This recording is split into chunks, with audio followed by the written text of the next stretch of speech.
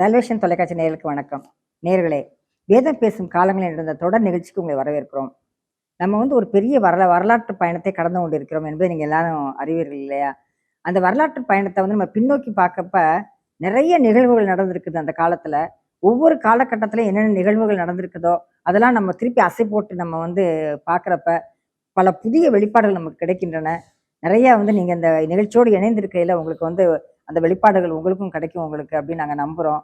வாங்க நம்ம நிகழ்ச்சிக்கு போகலாம். நம்மோடு பேசுவதற்காக திரு வெங்கடேசன் வந்திருக்கிறார். வணக்கங்க.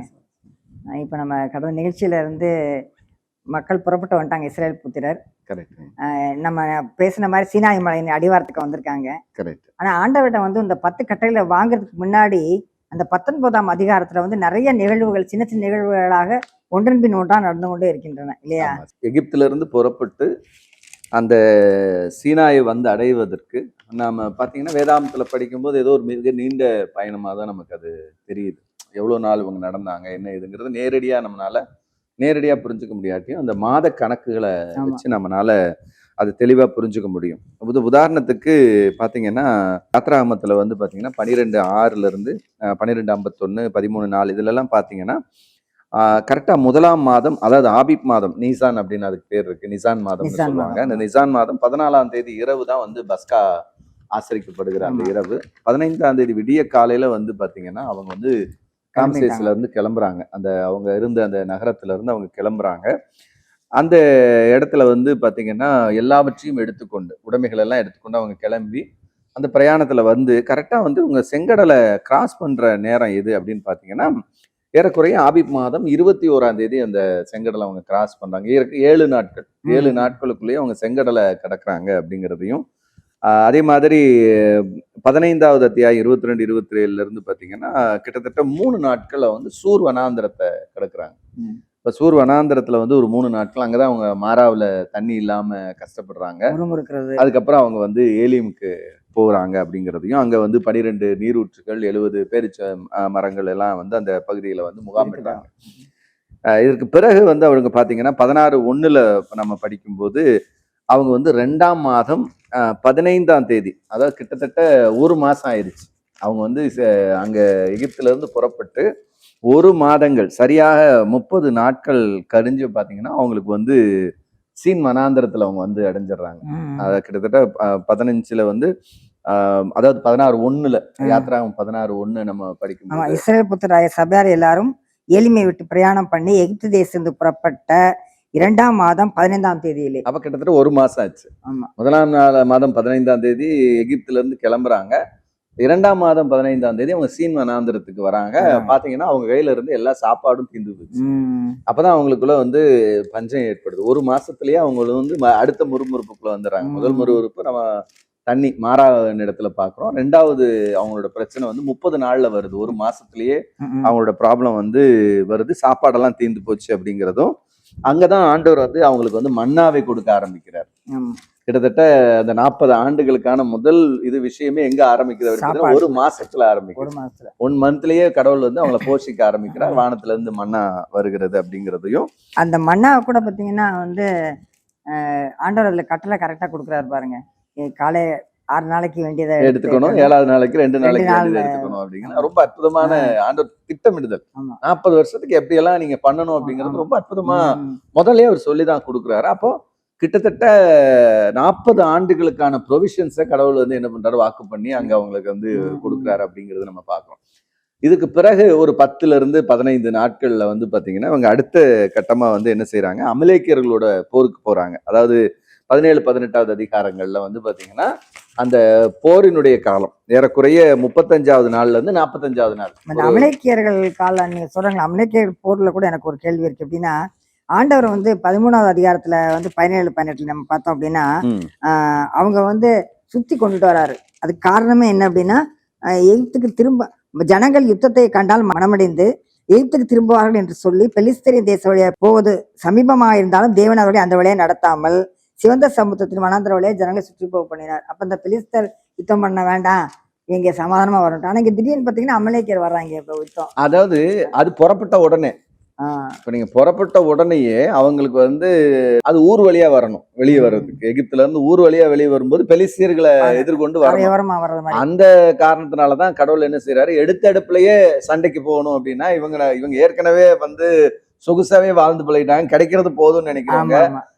இன்னும் சொல்ல போனா அடி வாங்கினாலும் பரவாயில்ல, சாப்பாடு கிடைச்சா போதும் அப்படிங்கிற லெவலுக்கு எகிப்தினுடைய அடிமைத்தனத்திலேயே வந்து ஒரு சொல்லுவாங்க, அடிமைத்தனத்திலேயே வந்து அவன் வந்து ஒரு சோகம் கண்டு போயிடும். சுகம் கண்டுட்டுவேன் அப்படின்னு நம்ம நிறைய பேர் சொல்லுவோம். ஆமா. அடிமையா இருந்தாலும் பரவாயில்லடா, சுகமா இருக்கும் ஆமா, அப்படிங்கிற அளவுக்கு இந்த 430 வருஷங்கள்ல ம். ஏறக்குறைய இந்த 400 வருட அடிமைத்தனத்துல அடிமைத்தனமே ஒரு சுகம் அப்படிங்கிற அளவுக்கு இஸ்ரவேல் ஜனங்கள் வாழ்ந்துகிட்டு இருக்கிற டைம்ல தான் தங்களுக்குன்னு ஒரு பொறுப்போ தாங்க முடிவெடுக்க கூடியதே இல்ல. எதுவுமே கிடையாது. எரிஞ்சோட அந்த வேலையை செஞ்சுட்டு போயிட வேண்டியது. ஆனாலும் அவங்களுக்கு அடி வாங்கும் போது, உத வாங்கும் போது, நெருக்கப்படும் போது வருத்தம் வருது. ஐயோ, நம்மள யாராவது விடுதலை பண்ணிட மாட்டாங்களா, யாராவது நம்மள விடுதலை பண்ணிட மாட்டாங்களான்னு ஒரு எண்ணம் வந்தாலும், ஆனா அடிமைத்தனத்துக்குள்ள ஒரு சுகம் இருக்கு. அதனாலதான் புறப்பட்டு வந்தோடனே ஐயோ எங்க ஊர்ல வெள்ளை பூண்டு இருந்தது, வெங்காயம் அங்க நல்லா இருந்தது அப்படின்னு ஆசைப்படுறாங்க பாருங்க. அப்ப அதுல இருந்தே அவங்களுக்கு வந்து இந்த அடிமைத்தன சுகம் அப்படிங்கிறது ரொம்ப விருப்பம் உற்றதா இருக்குது. அப்படிங்கறனால எடுத்த அடுப்புல போய் சண்டை போட அப்படின்னா இந்த 400 வருஷம் நம்ம சண்டையே போடல.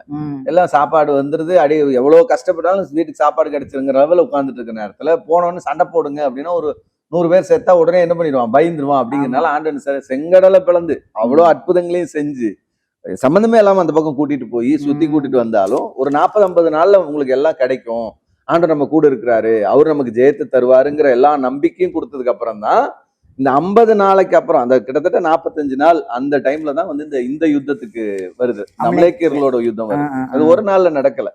அப்ப இவ்வளவு அற்புதங்களை பாக்குறாங்க. மாறாவனுடைய தண்ணீரை தேவன் அப்படி அற்புதமா வந்து மாத்துறாரு, மாறாவனுடைய கசப்பை எப்படி நீக்கிறாரு வாழ்க்கையில அப்படிங்கிறத பார்த்துட்டாங்க. செங்கடல் மூலமாக தேவன் தமங்களுக்கு கொடுத்த ரட்சிப்பையும் எகிப்தியர்களுக்கு கொடுத்த அழிவையும் அவங்க கண்டுட்டாங்க. அக்னி ஸ்தம்பமும் மேகஸ்தம்பமும் எப்படி நம்மளை வழிநடத்துன்னு பார்த்துட்டாங்க. அது மட்டும் இல்ல, இப்ப வந்து வனாந்தரத்துல நமக்கு வந்து சாப்பாடு தீர்ந்து போச்சு அப்படிங்கிற நேரத்துல கூட கடவுள் எப்படி வானத்துல இருந்து மன்னாவை தராரு அப்படிங்கறத அந்த 30வது நாள்ல அதையும் பார்த்துட்டாங்க. அதுக்கு பிறகுதான் ஆண்டவர் இப்ப என்ன பண்றாருன்னா அவங்கள யுத்தத்துக்கு நடத்துறாரு. ஆண்டவரே நடுவில் அந்த நீங்க சொன்ன மாதிரி இடைப்பட்ட 40 நாட்கள்ல போருக்கு கொஞ்சம் பயிற்சி கூட இருந்திருக்கலாம். அவங்களுக்கு வனாந்தரத்துல நடந்து வர்றாங்க, பல ஆபத்துகள் பல இது நடந்து வரும்போது பல்வேறு விஷயங்கள் அவங்க வந்து தகுதிப்பட்டிருக்கலாம் அந்த 40 நாட்கள்ல. அப்புறம் இதுக்கு பிறகுதான் வந்து அவங்க ரெவி தீவுல கூட இருக்கிறாங்க. அந்த நேரத்துல தான் வந்து கண்மலை அடிக்க சொல்றாரு ஆண்டவரு. அந்த இடத்துல இருந்து தண்ணீர் கொடுக்குறாரு, கண்மலையை பிளந்து தேவன் தண்ணீர் வரவழைக்கிறார். இப்படி பல அற்புதங்களையும் செஞ்சு கடவுள் தன்னை யாருன்னு அவங்களுக்கு காமிச்சதுக்கு பிறகுதான் அவங்களை என்ன பண்றாரு அப்படின்னா அமலேக்கியர்களோட அந்த யுத்தத்துக்கு அவர் அனுமதிக்கிறார். ஏறக்குறைய 35ல இருந்து 40வது நாட்களுக்குள்ள இந்த அமலேக்கியர்களுடைய அந்த போர் அப்படிங்கிறது நடக்குது. அதுல கூட சிக்னிஃபிகண்டா என்ன நடக்குது அப்படின்னு பாத்தீங்கன்னா, சண்டையிடுதல் அப்படிங்கிறது போர் அப்படிங்கிறது நடத்துற தளபதியா வந்து அங்க யார் இருக்கிறாருன்னா யோசுவா இருக்கிறாரு. ஆக்சுவலா மோசே வந்து யுத்தமே பண்ணல.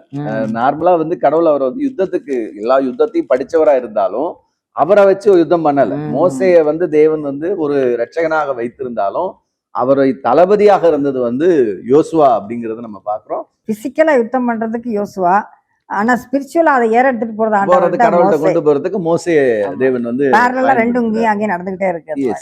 அப்ப அது ரொம்ப ஒரு ஆச்சரியமான ஒரு விஷயமா இருக்கு. அதே மாதிரி இந்த இடத்துல ஆரோனும் ஊரும் வந்து அவருடைய கைய பிடிச்சிருக்கும் போது அவங்க வெற்றி பெறுறதும், கை சோர்வடையும் போது அவங்க தோல்வி அடைகிறதும், இதுவுமே கடவுள் கூட இருந்துட்டாதான் அந்த வெற்றி அப்படிங்கிறத வந்து அங்க முக்கியப்படுத்துறதையும் நம்ம பாக்குறோம். அது அமலேக்கியர்களுக்கான வெற்றி அவங்க பெற்றுக்கிட்டு வரும்போதுதான் இப்ப ஆண்டவர் வந்து சீனாய் மலையை வந்து அடையிற அந்த நாட்கள் வருது. எங்கன்னு பாத்தீங்கன்னா, இது யாத்ராகம புஸ்தகம் 19:1 நம்ம படிக்கிறோம். ஏறக்குறைய எகிப்துல இருந்து புறப்பட்டு 3ஆம் மாதம் 1ஆம் நாள் வந்து அவங்க எங்க அடைகிறாங்க அப்படின்னா சீனாய் அந்த வனாந்தரத்தை வந்து அடைகிறார்கள். இஸ்ரேல் புத்திரர் எகிப்து தேசத்திலிருந்து புறப்பட்ட 3ஆம் மாதம் 1ஆம் நாளில் சீனாய் வனாந்தரத்தில் சேர்ந்தார்கள். ஆமா, அதாவது 1ஆம் மாதம் நீசான், அந்த நிசான் மாதம் 15ஆம் தேதி விடிய காலையில அவங்க கிளம்புறாங்க.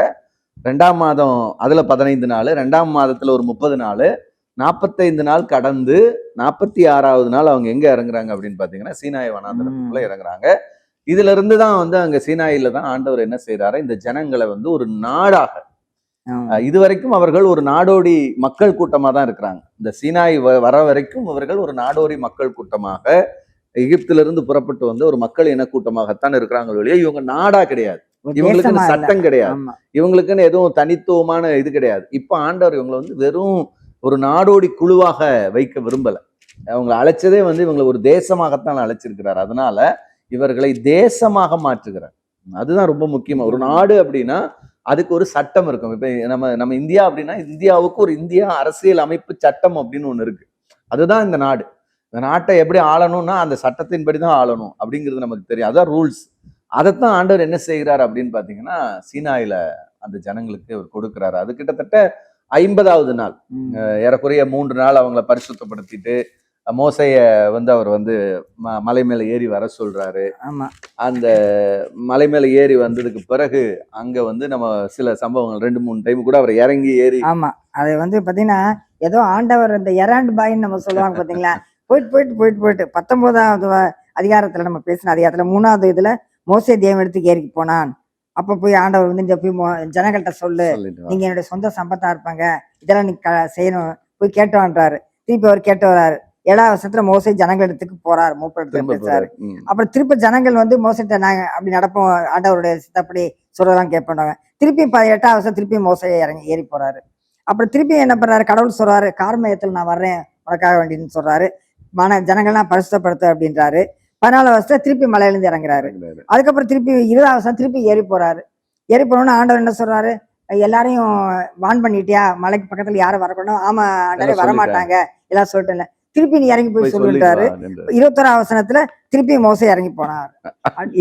ஏறி ஏறி இறங்கி இறங்கி போயிட்டு இருக்காரு அவர். அப்போ இது ஒரு இதாவே வந்து அது ஒரு மிகப்பெரிய மலை கிடையாது. ஆக்சுவலா சீனாய் மலைங்கிறது ஒரு மிகப்பெரிய மலை. ஏறுறதுக்கு 5 நாள் ஆகும் அப்படியெல்லாம் இல்லை. அது வந்து சில மணி நேரங்கள்ல ஏறி போகக்கூடிய ஒரு மலை தான் அப்படிங்கறத நம்ம பாக்குறோம். ஆனா ஜனங்க அதை வந்து வந்துடக்கூடாது அப்படிங்கிறதுல ஆண்டவர் வந்து ரொம்ப தெளிவா இருந்திருக்காரு. அவங்கள பரிசுத்தப்படுத்தி சுத்தி நிக்கணும். அதான் கீழ்ப்படிதல். அதுல வேற ஒண்ணுமே கிடையாது. ஆண்டவர் தன் வார்த்தைக்கு இந்த ஜனங்கள் கீழ்ப்படியணும் அப்படிங்கறதான் அங்க வந்து அவர் உத்தரவாதப்படுத்துறாரு. அதுதான் நம்ம அங்க பாக்குறோம். அதனாலதான் ஆண்டவர் சொல்ல, திரும்ப போய் சொல்லிட்டு வா, திரும்ப அவங்களை அறிவுறுத்திட்டு வா, திரும்ப அவங்களுக்கு இது பண்ணு அப்படின்னு அந்த இன்சஸ் வந்து திரும்ப திரும்ப கொடுத்துக்கிட்டே இருக்கு. ஏன்னா கீழ்ப்படினா சங்காரம் பண்ணிடுவார் அவரு. அதுதான் அந்த சங்காரம் பண்றதுல இருந்து தப்பிக்கணும் அவங்கலாம் அப்படின்னு. ஏன்னா ஆர்வ கோளாறுனால இப்ப ஒரு பெரிய விஐபி போறாங்கன்னா இப்ப போலீஸ்காரங்க வந்து பேரிகேட் போட்டிருப்பாங்க. ஆனாலும் அதையும் தாண்டி ஓடுறதை நம்ம பாக்குறோம். நம்ம அந்த மாதிரி ஆர்வ கோளாறுல வந்துடக்கூடாதுன்றக்காக வேண்டி ஆண்டவர் திருப்பி திருப்பி எச்சரிக்கிறாரு. கரெக்ட். அப்ப அதை இங்க ஆண்டவர் வந்து செயல்படுத்துறாரு.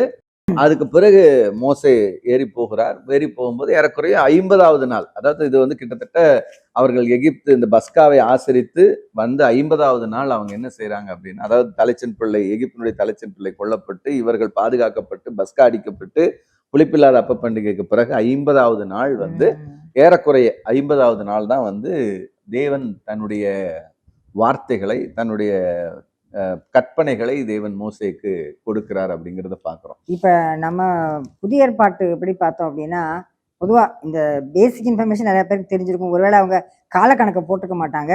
மோசே வந்து தோரா வாங்கின அதே நாள் தான் நம்ம வந்து பிரஸ்தான பண்டிகைன்னு சொல்றோம் இல்லையா, பெந்தேகோஸ்தே பண்டிகை. அந்த கணக்கு ஏறக்குறைய வந்து பாத்தீங்கன்னா அதுதான். அதாவது இயேசு கிறிஸ்துடைய அந்த பஸ்கா சிலுவையில் அடிக்கப்படுகிறதுல வந்து 50வது நாள் வந்து பாத்தீங்கன்னா பெந்தேகோஸ்தே பண்டிகை அப்படிங்கிறத பாக்குறோம். அந்த பஸ்காவிலிருந்து 50வது நாள் வந்து பெந்தேகோஸ்தே பண்டிகை நடக்கிறது அப்படிங்கிறதும், அந்த நாள்ல தான் பரிசுத்த ஆவியானவர் மேல் வீட்டறையில 120 பேர் கூடியிருந்த போது பரிசுத்த ஆவியானவருடைய அந்த வல்லமை வந்து ஜனங்களை மூடியது, அவர்களை நிரப்பியது அப்படிங்கிறதும், முதல் திருச்சபை அங்கிருந்து தான் தொடங்குது அப்படிங்கிறது பாக்குறோம். அப்போ அதே மாதிரிதான் எப்போ தேவனோடு உடன்படிக்கை செய்கிறாங்க அப்படின்னு பாத்தீங்கன்னா, அங்க இஸ்ரவேல் ஜனங்கள் வனாந்திரத்திலே அவர்கள் உடன்படிக்கை செய்து இந்த இடத்துல அந்த தங்களை பரிசுத்தப்படுத்தி கொண்டு அவர்கள் தேவ வார்த்தைகளை அவர்கள் பெற்றுக்கொள்கிறார்கள். தேவனுடைய வார்த்தைகள் தான் வந்து இஸ்ரவேல் ஜனங்கள், அதுதான் அவர்களுடைய நாடு, அவர்கள் தான் அடையாளம் அப்படிங்கிற இடத்துக்கு வருது. அதே தான் வந்து புதிய ஏற்பாட்டை பொறுத்த வரைக்கும் பரிசுத்த ஆவியானவர் தான் திருச்சபை. திருச்சபையை வந்து வழிநடத்தக்கூடியவர் பரிசுத்த ஆவியானவர். பரிசுத்த ஆவியானோட வல்லமை தான் இந்த திருச்சபை வந்து நிற்க போகிறது. இன்னைக்கு 2000 வருஷங்களாக இந்த திருச்சபை இருக்கிறது அப்படின்னு சொன்னா அதற்கு காரணம் பரிசுத்த ஆவியானோட வல்லமை அப்படிங்கறத நம்ம பாக்குறோம். அப்ப அதுக்கான கோர் எங்க இருந்து வருது அப்படின்னா, அஸ்திபாரமான அடிப்படை கட்டளைகள் அப்படின்னா பரிசுத்த ஆவியானவரிடமிருந்து பெற்றுக்கொள்ளுதல் அப்படிங்கறத நம்ம பாக்குறோம். அப்ப இது ரெண்டுமே வந்து பாத்தீங்கன்னா ஓவரால் அங்க வந்து ஒரு இஸ்ரவேல் திருச்சபை, இஸ்ரவேலுடைய திருச்சபை அல்லது இஸ்ரவேல் சபையை தேவன் தெரிந்து கொண்டு அதற்கான கட்டளைகளையும் வாக்குத்தத்தங்களையும் தேவன் கொடுத்து அவைகளை நடத்துவதற்கு, அதுதான் அவங்களை நடத்தும். கடைசி வரைக்கும் நடத்தக்கூடியது அந்த இஸ்ரவேலுடைய அந்த கட்டளைகள் அப்படிங்கறத நம்ம பார்க்கிறோம். அங்க புதிய ஏற்பாட்டுக்கு வரும்போது இயேசு சொல்றாரு, நான் போவேன் ஆகில் உங்களுக்காக பரிசுத்த ஆவியானவரை நான் கொடுப்பேன், அவர் உங்களை சகல சத்தியத்துக்குள்ளும் உங்களை நடத்துவார். 40 நாள் ஆண்டவர் உலகத்துல இருக்காரு, 40 நாள் ஆண்டவர் மேல பரமேறி போறாரு. அதுக்கப்புறம் வந்து 10 நாள்ல 10வது நாள் வந்து இந்த காரியம் நடக்குது. 50வது நாள், அதாவது 50 அப்படிங்கறத வந்து நம்ம வந்து கோட் பண்றதுக்கு பென்ட் அப்படிங்கிற வேர்டை யூஸ் பண்ணப்படுது இல்லைங்களா? அப்ப 5 50 பென்டடொக்கு பென்ட் அப்படிங்கிறது 5 50 அப்படிங்கிற கோட்பாடின்படி இந்த 50வது நாள், இந்த 50வது நாள் தான் வந்து பரிசுத்த ஆவியானவர் இறங்கி வராரு அப்படிங்கிறதையும், பரிசுத்த ஆவியானவருடைய மூலமாக இந்த திருச்சபை இந்த உலகத்திலே வந்து ஸ்தாபிக்கப்படுது. அது வரைக்கும் பயந்திருந்த இயேசு கிறிஸ்துவுடைய சீஷர்கள் 12 அப்போஸ்தலர் நம்ம சொல்றோம், அவர்கள் எல்லாருமே வந்து திரும்ப அவர்கள் எழும்பி அவர்கள் தேசத்தை சுவிசேஷமயமாக்குனது அப்படிங்கிறது இந்த பரிசுத்த ஆவியானுடைய நிறைவுக்கு அப்புறம் அப்படிங்கிறத நம்ம வேதாகம வசனங்கள் அடிப்படையில பாக்குறோம். அப்படிங்கிறது ஒரு விடுதலை பயணம் மாதிரிதான். அப்ப ஒரு தேவன் தெரிந்து கொண்ட திருச்சபையை தேவன் தன் சுய ரத்தத்தினால், இப்ப அங்க பழைய திருச்சபை வந்து விலங்கினுடைய ரத்தத்தினால வந்து தெரிந்து கொள்ளப்பட்டு உடன்படிக்கை செய்யப்பட்டது. புதிய திருச்சபை அப்படிங்கிறது வந்து அது இயேசு கிறிஸ்துடைய ரத்தத்தினாலே உடன்படிக்கை செய்யப்பட்டு முழு உலகத்துக்குமான உடன்படிக்கையாக அது வந்து ஒரு புதிய உடன்படிக்கை அப்படிங்கிறத நம்ம பாக்குறோம். அப்ப நீங்க சொன்னபடி நம்ம எப்படி எடுத்துக்கலாம்னா, அங்க வந்து சீனாய் வனாந்தரத்துல ஆண்டவர் வந்து இஸ்ரேல் மக்களுக்கு மட்டும் அந்த தேசத்துக்கு கொடுக்குறாரு, அந்த 50 நாள் சட்டங்கள் கொடுக்குறாரு. அப்படி கொடுத்து ஒரு பெரிய தேசமாக்குறாரு. இங்க நம்மளோட புதிய ஏற்பாடு பார்த்தா 50 நாள் வந்து பரிசுத்த ஆவியானவர் இறங்கி அந்த சபையை வந்து உருவாக்குறாரு இங்க. கரெக்ட். இதுவும் 50 அது 50 கரெக்டா? ஆமா, அது வந்து உலக பிரகாரமான இஸ்ரவேலர்களை பற்றி நமக்கு சொல்லுது. வேதம் அழகா சொல்லுது, நாம எல்லாம் உலகம் முழுவதும் இருக்கக்கூடியவர்கள் ஆவிக்குரிய ஆன்மீக இஸ்ரவேலர்களாக மாற்றக்கூடிய ஒரு அற்புதமான விஷயத்த பரிசுத்த ஆவியானவர் செய்றார். உலகம் முழுவதும் இஸ்ரவேலர், வேதம் அழகா சொல்லுது, நாம எல்லாரும் ஆவிக்குரிய இஸ்ரவேலர்கள் அப்படின்ற வார்த்தையை வேதம் பயன்படுத்துது. அப்போ ஆன்மீக அல்லது ஆவிக்குரிய இஸ்ரவேலர்கள் அப்படின்னா எப்படி நாம அந்த இடத்துக்கு அடையிறோம் அப்படின்னா, பரிசுத்த ஆவியானவர் மூலமாக இயேசு கிறிஸ்துவை நம்முடைய சொந்த ரட்சகராக ஏற்றுக்கொள்ளும் போது அந்த சபைக்குள்ளாக நம்ம இணைக்கப்படுகிறோம். வாய்நாள் அறிக்கையிட்டு நம்ம ஞானஸ்தானம் பெறும்போது அதுதான் நம்ம வந்து என்ன செய்யுது அப்படின்னா அந்த உடன்படிக்கைக்குள்ள நம்மளை கொண்டு வருது அப்படிங்கறத நம்ம பாக்குறோம். அப்ப அதன் மூலமா நாம் என்ன ஆகிறோம்னா ஆன்மீக அல்லது ஆவிக்குரிய இஸ்ரவேலர்களாக மாறுகிறோம். அப்ப இஸ்ரவேலர்களுக்குள்ளாக ஆவிக்குரிய அந்த ஆசீர்வாதங்களுக்கு பாத்திரவான்களாக தேவன் நம்மை ஆபிரகாமோடு இணைக்கிறார். இது எல்லாமே வேதாகமம் அழகா நமக்கு சொல்றோம். ரோமருக்கு எழுதின புத்தகத்தை எல்லாம் படிக்கிறோம். காட்டொழுவு மரமாகி அவர்களை வெட்டி நம்மை வந்து என்ன செய்யறாரு, அந்த ஒளிவு கலக்கலையோடு இணைக்கிறார் அப்படிங்கிறது இந்த இணைப்பு இங்கதான் வருது. அப்ப கிறிஸ்துவின் மூலமாக எப்ப இயேசு கிறிஸ்துவை பரிசுத்த ஆவியானவர் மூலமாக நான் சொந்த ரட்சகராக ஏற்றுக்கொள்ளணும், அப்போ நாம அந்த ஒலிவ மர கன்றுகளோடு ஆபிரகாமோடு நாம் இணைக்கப்படுகிறோம். நாம் எல்லாம் ஆன்மீக பிள்ளைகளாக ஆபிரகாமுடைய சந்ததிகளாக நாம் இருக்கிறோம். அப்படி அதனாலதான் ஆபிரகாமுக்கு அந்த வாக்குத்தத்தம் நிறைவேறுது. என்ன அப்படின்னா, பூமி அனைத்தும் நான் என்ன செய்ய போறேன், சொந்தப்படுத்த போறேன், உங்க கடற்கரை மணலத்தனையா உனக்கு வந்து நான் பிள்ளைகளுக்கு தர போறேன் அப்படிங்கிறார். வானத்து நட்சத்திரங்கள் அளவுக்கு வந்து உன்னுடைய ஜனங்கள் பெருகுவாங்க அப்படிங்கிறார். எப்படி அது? இன்னைக்கு யூதர்களை பாத்தீங்கன்னா 1 கோடி பேர் 1.5 கோடி பேர் தான் இருக்கிறாங்க. அப்போ அந்த வாக்குத்தத்தம் அப்படிங்கிறது வெறும் ஈசாக்குல இருந்து யாக்கோபுல இருந்து கோத்திரங்கள் 12 கோத்திரங்களுக்கு பிறகு அந்த இனங்கள் அப்படிங்கிறதோட நின்று விடாமல் ஆபிரகாமின் குமாரனும் தாவீதின் குமாரனும் ஆகிய இயேசு கிறிஸ்துவனுடைய வம்ச வரலாறு. அப்போ ஆபிரகாம் தொடங்கி தாவீது வழியாக இயேசு கிறிஸ்து கிட்ட வரும்போது அது ஒரு பெரிய விரிவடையுது. அதுதான் நம்ம பார்க்கிறோம். இது எங்க நம்ம பார்க்க முடியும்னா, ஆதாம் தொடங்கி நோவா மூலமாக மிகப்பெரிய உலகம் தேவன் ஆண்டவர் உலகத்தை படைக்கும் போது ஆதியிலே தேவன் வானத்தையும் பூமியும் சிருஷ்டித்தார். அப்போ உலகத்துல இருந்து ஆரம்பிக்குது. முழு உலகத்துல இருந்து அது நோவாவினுடைய குடும்பத்துக்கு வருது. நோவாவுடைய குடும்பத்திலிருந்து அது அப்படியே நேரா வந்து ஆபிரகாமுக்கு வருது. ஆபிரகாம்ல இருந்து அந்த பகுதி பாத்தீங்கன்னா சுருங்கி இஸ்ரவேல் என்கிற ஒரு தனி கோத்திரத்துக்குள்ள போகுது. அந்த கோத்திரத்தின் மூலமாக அந்த கோத்திரத்துல தாவீதுக்கு பிறகு இயேசு கிறிஸ்துல வந்து நிற்கும் போது இந்த இடத்துல மறுபடியும் அது எக்ஸ்பேண்ட் ஆகுது, மறுபடியும் முழு உலகத்துக்கும் போகுது. அது எவ்வளவு ஒரு ஆச்சரியமான ஒரு செய்தி பாருங்க. பைபிளே அப்படித்தான் இருக்கு. முதல்ல தொடங்கும் போது ஆதியிலே தேவன் வானத்தையும் பூமி சிருஷ்டித்தார்னு தொடங்கிட்டு புதிய ஏற்பாட்டை தொடங்கும் போது ஆபிரகாமின் குமாரனும் தாவீதின் குமாரனுமாகி இயேசு கிறிஸ்துவோட வம்ச வரலாறுன்னு தொடங்கி கடைசி முடிவு அடையும் போது ரெவலேஷன் வரும்போது சகல ஜாதிகளும் அப்படின்னு ஆண்டவர் முடிக்கிறார். அப்ப முழு உலகத்திற்குமான ஒரு ரட்சகர் அப்படிங்கிறது இயேசு கிறிஸ்துவின் மூலமாகத்தான் இந்த முழு உலகமும் விடுதலை அடைகிறது அப்படிங்கிறது இந்த விடுதலை பயணத்தின் மூலமா நமக்கு சொல்றாரு. ஆக்சுவலா யாத்ராகமம் அப்படிங்கிறது நம்ம யாத்திரையாகமும் படிக்கிறோம். ம், ம். தமிழ்ல கத்தோலிக்க மொழிபெயர்ப்பு விடுதலை பயணம் அப்படின்னு ஓ. சொல்லுவாங்க. அந்த விடுதலை பயணம் தான் அதுக்கு பேரு. ம். அந்த புத்தகத்துக்கு பேரே விடுதலை பயணம் அப்படின்றது.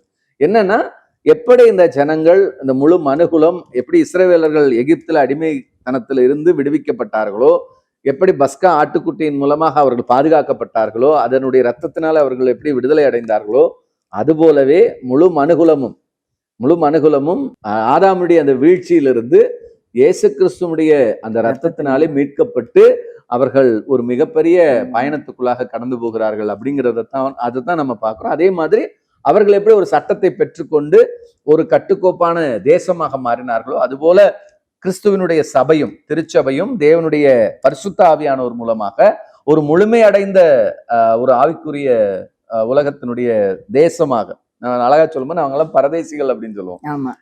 தெரிந்து கொள்ளப்பட்ட பரதேசிகளுக்கு எழுதுகிறதாவது அப்போஸ்தலர் எழுதுவாங்க. நம்ம எல்லாருமே உலக பிரகாரமா நாம் எல்லாரும் ஒவ்வொரு நாட்டினுடைய பிரஜைகள்.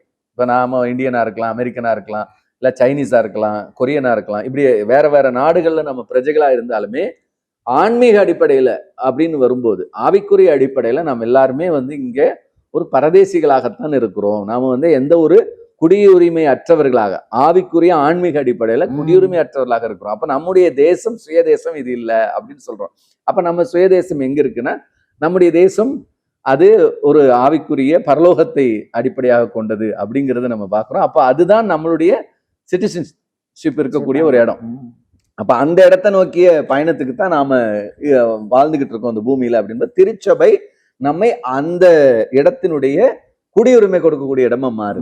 பரலோகம் நம்முடைய ஆவிக்குரிய வாழ்க்கைக்கு ஒரு குடியுரிமை இருக்கு அப்படின்னா, அதுதான் முத்திரையிடப்பட்ட பரிசுத்த ஆவியானவரால் முத்திரையிடப்பட்ட அப்படின்னு சொல்லி வசனம் இருக்கிறது. மீட்கப்பட்ட நாளுக்கென்று முத்திரையாக கொடுக்கப்பட்ட பரிசுத்த ஆவியானவர் அப்படின்னு பைபிள்ல படிக்கிறோம். அது ஒரு முத்திரை, நமக்கான கடவுச்சீட்டு அல்லது ஒரு விசா, இப்படி நம்ம எதை வேணா நம்ம சொல்லிக்கலாம். இது எங்க அப்படின்னா, ஒரு பெரிய தேசத்துக்குள்ள போறோம்.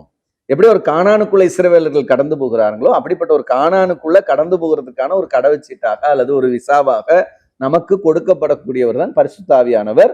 அதன் மூலமாக பெற்றுக்கொள்ளக்கூடிய கட்டளைகள், அவர் நம்மை இயேசு கிறிஸ்துவுக்குள்ளாக நடத்துகிறார். வருகிற பரிசுத்த ஆவியானவர் நான் என்னிடத்திலிருந்து எடுத்து உங்களுக்கு போதிப்பார் அப்படின்னு அழகா சொல்லுவார். அவர் புதுசா கொண்டு வரல, அவர் என்னிடத்துல இருந்து எடுத்து நான் எதெல்லாம் சொன்னோனோ அதை உங்களுக்கு சரியா பகுத்து போதிக்கக்கூடியவர் பரிசுத்த ஆவியானவர். அதனாலதான் நம்மளால இன்னைக்கு வேத வசனங்களுக்குள்ளாகவே இருந்தே நம்மளால வேத முரண்பாட்டான ஆட்களுக்கு கூட பதிலளிக்க முடிகிறது. எத்தனையோ கல்ட்டுகள், புது புது உபதேசங்கள் எல்லாம் முளைக்கும் போதும் நம்மளால ஏன் இன்னைக்கும் நிலைச்சு நிக்க முடியுது, இன்னைக்கு ஏன் சத்தியத்தின் பால் இருக்க முடியுது, எப்படி ஒரு ஆதி திருச்சபையினுடைய தொடர்ச்சி இன்னைக்கும் பூமியில இருக்கு அப்படின்னு பாத்தீங்கன்னா, அதுக்கு காரணம் இந்த வேத வசனங்களை கொண்டே அதை மேற்கொள்ள முடியும் அப்படிங்கிறத ஆண்டவர் நமக்கு தெளிவுபடுத்த, அது பரிசுத்த ஆவியானுடைய நிறைவிலையும் இந்த 50வது நாள் நாம் பெற்றுக்கொண்ட ஒரு கட்டளை. எப்படி இஸ்ரவேலர்கள் 50வது நாள் கட்டளைகளை பெற்றுக்கொண்டார்களோ, அதுபோல 50வது நாள் பரிசுத்த ஆவியானுடைய அந்த வல்லமை அப்படிங்கிறது திருச்சபையினுடைய அஸ்திபாரமா இருக்குது அப்படிங்கிறது ரொம்ப முக்கியமான விஷயம். நேயர்களே, ஒரு ஆபிரகாமிலிருந்து, ஒரு ஈசாக்கிலிருந்து, யாக்கோபிலிருந்து 12 கோத்திரங்கள் அவங்களுக்கு மட்டுமே சொந்தமாக இருந்த அந்த தேவாதி தேவன் அந்த பரலோகத்தை அடைவதற்கான எப்படியாக இயேசு கிறிஸ்து மூலமாக பரிசுத்த ஆவியானவர் 50ஆம் நாளில் ஊட்டப்பட்டதுனால அந்த நமக்குமாக என்னது அந்த பாக்கியம் கிடைக்கிறது என்று ரொம்ப அழகாக இந்த நிகழ்ச்சியிலிருந்து கற்றுக்கொண்டிருப்பீர்கள் என்று நினைக்கிறோம். அது விவரமாக, அதாவது பழைய ஏற்பாட்டையும் புதிய ஏற்பாட்டையும் இந்த வேதம் பேசும் காலங்கள் என்ற நிகழ்ச்சியில உங்களுக்கு இணைத்து சொல்றப்பதான் நமக்கு நிறைய விஷயங்கள் நமக்கு வெளிப்படையாக நமக்கு தெரிகிறது. எனவே நீங்கள் நிகழ்ச்சியோடு இணைந்திருங்கள், சால்வேஷன் தொலைக்காட்சியோடு இணைந்திருங்கள். மீண்டும் சந்திக்கும் வரை நன்றி, வணக்கம். சில நகையை வீட்டிலேயே பார்த்தீங்கன்னா அம்மாமாருங்க அதை அந்த நெக்லஸ் அவங்க மட்டும் தான் போடுவாங்க, யாருக்குமே கொடுக்க மாட்டாங்க. அது மாதிரி இந்த சொந்த சம்பத்துனா அவங்களுக்கே உரியது. படைத்தவரை தவிர வேற எதுவும் கடவுள் கிடையாது அப்படிங்கிறத கடவுள் முதல் வார்த்தையாகவே இஸ்ரவேலுக்கு தேவன் அதை உடன்படிக்கையாக கொடுக்கிறார் அப்படிங்கிறத பாக்குறோம். ரெண்டாவது ஏசுநாதர் கடவுள் அப்படின்னா அவருடைய மகன்னு சொல்றீங்க. அப்ப அவர் எப்படி கடவுளாக முடியும்? அப்ப அப்பா தானே கடவுள்.